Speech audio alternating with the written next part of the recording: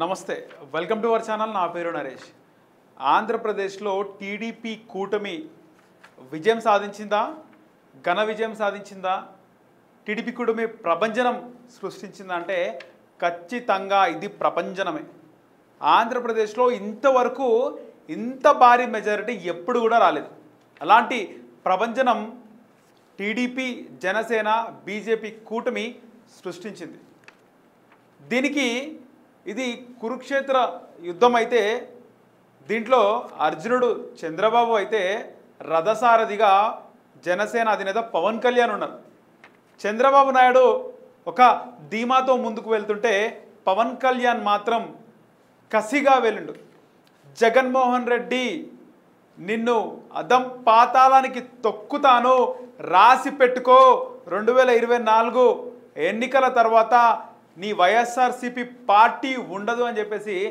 గంటా పదంగా పవన్ కళ్యాణ్ చెప్పడం జరిగింది ఇది పవన్ కళ్యాణ్ చెప్పినప్పుడు చాలామంది దీన్ని పెద్దగా పట్టించుకోలేదు పవన్ కళ్యాణ్ ఈ విధంగానే మాట్లాడతాడు కదా ఎప్పుడు ఎమోషనల్గా మాట్లాడతాడు అంత సీన్ లేదా అనుకున్నారు పవన్ కళ్యాణ్ ఒక్కసారి టీడీపీ ఇంతటి విజయం సాధించిందంటే దానికి పవన్ కళ్యాణ్ కీలక కారణం అని చెప్పుకోవాలి ముఖ్యంగా చూసుకుంటే చంద్రబాబు నాయుడు తన మేధస్సుతో తన రాజకీయ చాణక్యంతో స్ట్రాటజికల్గా ఆలోచిస్తే పవన్ కళ్యాణ్ కసిగా పనిచేశారు ఒక విధంగా చెప్పాలంటే చంద్రబాబు నాయుడు కష్టపడి పనిచేస్తే పవన్ కళ్యాణ్ కసితో పనిచేశారు కానీ చంద్రబాబు నాయుడు చెప్పిన మాటకు పవన్ కళ్యాణ్ కట్టుబడి ఉన్నారు ఎక్కడ కూడా చంద్రబాబు నాయుడు మాటని జవదాటలేదు ఒకే ఉదాహరణ చెప్పుకుంటే పవన్ కళ్యాణ్ చంద్రబాబు నాయుడిని స్కిల్ డెవలప్మెంట్ కేసులో అరెస్ట్ చేసినప్పుడు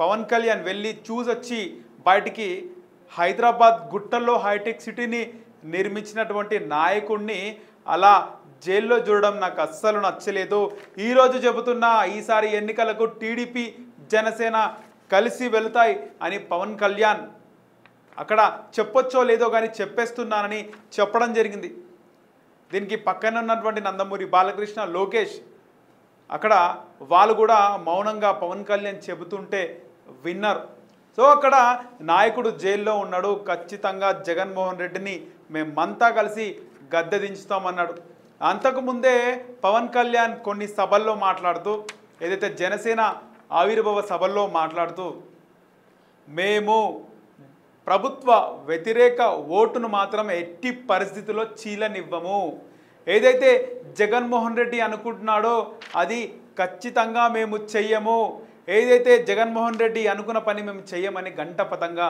చెప్పడం జరిగింది ఏదైతే జగన్మోహన్ రెడ్డి మేము చేయకూడదో అనుకున్నామో అది ఖచ్చితంగా చేస్తాము అని పవన్ కళ్యాణ్ ఆ రోజు చెప్పడం జరిగింది కానీ రాజకీయ విశ్లేషకులు పెద్దగా దీన్ని పట్టించుకోలేదు పవన్ కళ్యాణ్ ఉర్రూతో ఉల్లంఘించే ప్రసంగాలు చేస్తాడు ఎమోషన్గా మాట్లాడతాడు 2019లో చూసాము ఆయన ఎమోషన్ ఎక్కడా వర్కౌట్ అవ్వలేదు సొంతంగా ఆయన 2 చోట్ల ఓడిపోయాడు అని చెప్పి మాట్లాడడం జరిగింది 2019లో పవన్ కళ్యాణ్ విడిగా పోటీ చేసిండు టీడీపీ విడిగా పోటీ చేసింది పవన్ కళ్యాణ్ చంద్రబాబు నాయుడు విడివిడిగా పోటీ చేయడం వల్ల ఓట్లు చీలిపోయాయి అనే విషయం అందరికీ తెలిసిందే అప్పటికే జగన్మోహన్ రెడ్డి ఒక యంగ్ హీరో కేంద్రం మెడలు వంచి ప్రత్యేక హోదా తీసుకొస్తా అంటున్నాడు ఒక్క ఛాన్స్ అంటున్నాడు రాజశేఖర్ రెడ్డి కొడుకు యంగ్ అండ్ డైనమిక్గా ఉన్నాడు ఒక్కసారి అవకాశం ఇద్దామని చెప్పి ప్రజలు అవకాశం ఇచ్చారు కానీ ఆంధ్రప్రదేశ్ ఎప్పుడు చూడని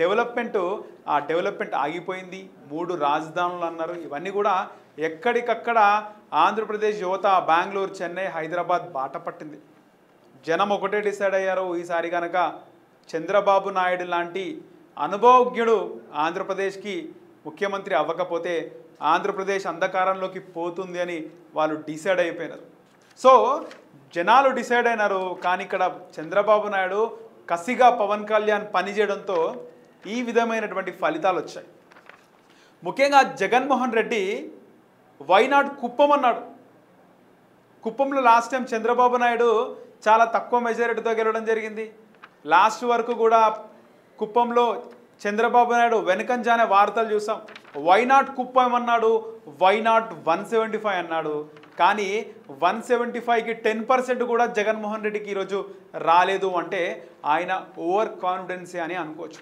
ముఖ్యంగా ఇక్కడ జగన్మోహన్ రెడ్డికి పవరే ముఖ్యమని అందరూ అనుకున్నారు. ఎందుకంటే చెల్లి సపరేట్గా పోటీ చేసింది, బాబాయ్ చనిపోయిన తర్వాత ఇంకో చెల్లి పోరాటం చేస్తుంటే సపోర్ట్ లేదు, తల్లి అక్కడ నుంచి చెల్లి దగ్గరకు వచ్చేసింది. సో కుటుంబ సభ్యులే జగన్కి సపోర్ట్ చేయట్లేదు, అలాంటిది ప్రజలు ఎందుకు చేస్తారని చాలామంది అనుకున్నారు. కానీ ఈ విధమైనటువంటి దారుణ ఫలితాలు జగన్మోహన్ రెడ్డికి వస్తాయని ఎవ్వరు కూడా ఎక్స్పెక్ట్ చేయలేదు. ఒక్కసారి జగన్మోహన్ రెడ్డికి కేవలం 175 ఏవైతే సీట్లు ఉన్నాయో ఆంధ్రప్రదేశ్లో దాంట్లో కేవలం 10 మాత్రమే జగన్మోహన్ రెడ్డికి రావడం జరిగింది. ఒకసారి జగన్మోహన్ రెడ్డి వైఎస్ఆర్సీపీ అభ్యర్థులు ఎక్కడెక్కడ గెలిచారో ఒకసారి చూద్దాం. అరకు లోయలో మత్స్యలింగం, అక్కడ జగన్మోహన్ రెడ్డి వైఎస్ఆర్సీపీ అభ్యర్థి అక్కడ గెలిచారు. పాడేరులో విశ్వేశ్వరరాజు ఆయన గెలవడం జరిగింది. బద్వెల్లో దాసరి సుధా డాక్టర్ ఆమె గెలిచింది. సో పులివెందులలో జగన్మోహన్ రెడ్డి, రాజంపేటలో అమర్నాథ్ రెడ్డి, అలాగే రాయచోటిలో శ్రీకాంత్ రెడ్డి గెలవడం జరిగింది. పుంగునూరులో మంత్రి పెద్దిరెడ్డి రామచంద్రారెడ్డి, అలాగే సత్యవేడులో నూకతోటి రాజేష్, తంబాలపల్లిలో పెద్దిరెడ్డి ద్వారకానాథ్ రెడ్డి గెలవడం జరిగింది. ఆలూరులో విరూపాక్షి గెలవడం జరిగింది. మొత్తం మీద చూసుకుంటే కనుక ఇక్కడ కేవలం అరకులోయలో కూటమి అభ్యర్థిగా భారతీయ జనతా పార్టీ అభ్యర్థి పోటీ చేస్తారు. బద్వెల్లో దాసరి సుధా మీద కూడా భారతీయ జనతా పార్టీ అభ్యర్థి గెలవడం జరిగింది. సో భారతీయ జనతా పార్టీ 2 చోట్ల ఇక్కడ ఓడిపోయింది. సో భారతీయ జనతా పార్టీకి 10 సీట్లు కేటాయించింది కూటమిలో, జనసేనకి 21 సీట్లు కేటాయించింది. ఇక్కడ రికార్డ్ బ్రేకింగ్ ఏంటి అంటే పవన్ కళ్యాణ్కి ఇచ్చినటువంటి కూటమిలో భాగంగా 24 ఇచ్చినారు ఫస్ట్.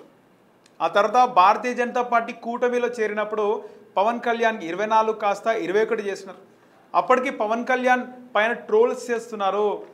చంద్రబాబు నాయుడు దొంగ, చంద్రబాబు నాయుడు కూటమిలో భాగంగా పవన్ కళ్యాణ్కి అన్యాయం చేస్తున్నాడు, 24 సీట్లు ఇచ్చి మళ్ళీ 3 గుంజుకున్నాడు అని. కానీ పవన్ కళ్యాణ్కి ఇచ్చిన 21 సీట్లలో 21కి 21 జనసేన గెలిచింది. ఇది పవన్ కళ్యాణ్ సత్తా అంటే ఏందనేది బయటకు వచ్చింది. సో తర్వాత ముఖ్యంగా ఈ 10 సీట్లలో వైఎస్ఆర్సీపీ గెలిచిన 10 సీట్లలో 2 చోట్ల బీజేపీ గెలిస్తే 8 చోట్ల టీడీపీ అభ్యర్థులు గెలిచారు. సో మొత్తానికి పులివెందులలో కూడా జగన్మోహన్ రెడ్డికి ఓట్లు శాతం తగ్గాయి. ఇక ఇది వైఎస్ఆర్సీపీ నాయకులకు, కార్యకర్తలకు, సానుభూతి పరులకు, అభిమానులకు పెద్ద బాధ అయినటువంటి రోజే. ఎందుకంటే జగన్మోహన్ రెడ్డిని అభిమానించే వాళ్ళు ఉంటారు, తమ అభిమాన నాయకుడు పార్టీ ముఖ్యమంత్రిగా ఉన్నటువంటి వ్యక్తికి 10 సీట్లు వచ్చాయంటే ఇంత దారుణమైన పరిపాలన జగన్మోహన్ రెడ్డి చేశాడా అని చెప్పేసి చాలామంది బాధపడుతూ ఉంటారు. సో ఇంత క్రూరమైనటువంటి ఫలితాలు ఆంధ్రప్రదేశ్ ప్రజలు ఇచ్చారా నిజంగా? అంటే జగన్మోహన్ రెడ్డిని అభిమానించే వాళ్ళు ఇంత శాతమే ఉన్నారా అని చెప్పేసి వాళ్ళు బాధపడవచ్చు. వాళ్ళు బాధపడడం తప్పు లేదు. మొత్తానికి ఆంధ్రప్రదేశ్లో కూటమి ప్రభంజనం సృష్టించింది. 136 సీట్లు టీడీపీ గెలిస్తే 21 సీట్లు ఇక్కడ జనసేన గెలవడం జరిగింది. ఇక 8 సీట్లు భారతీయ జనతా పార్టీ కైవసం చేసుకుంది. ఇక్కడ భారతీయ జనతా పార్టీ కూడా గ్రేటే అనుకోవచ్చు. 10 సీట్లు ఇస్తే 8 గెలిచింది. ఇది ఒక రికార్డ్ బ్రేకింగే. మనం చాలా వరకు కూడా చూసాం. ఉమ్మడి ఆంధ్రప్రదేశ్లో టీడీపీ 2009 కూటమిలో 50 సీట్లు టీఆర్ఎస్కి ఇస్తే కేవలం 10 మాత్రమే గెలిచారు. వైఎస్ రాజశేఖర రెడ్డి గారు ఆయన అసెంబ్లీలో రాజేంద్ర 8 గెలిచారు, 50 ఇస్తే పట్టుమని 10 కూడా గెలవలేదని. కానీ ఇక్కడ మాత్రం రికార్డ్ బ్రేకింగ్. ఇక్కడ కూటమిలో అందరు అనుకున్నట్లుగా కూటమిలో టీడీపీకి ఇస్తే ఎన్ని రోజులు జన సైనికులు పనిచేశారు, వాళ్ళు ఓటు వేయరని, జనసేనకి ఇస్తే ఎన్ని రోజులు టీడీపీకి చేసిన కార్యకర్తల నాయకులు జనసేనకు వేయరని, బీజేపీకి ఇస్తే అసలు ఎవ్వరు కూడా గెలవరని అనుకున్నారు.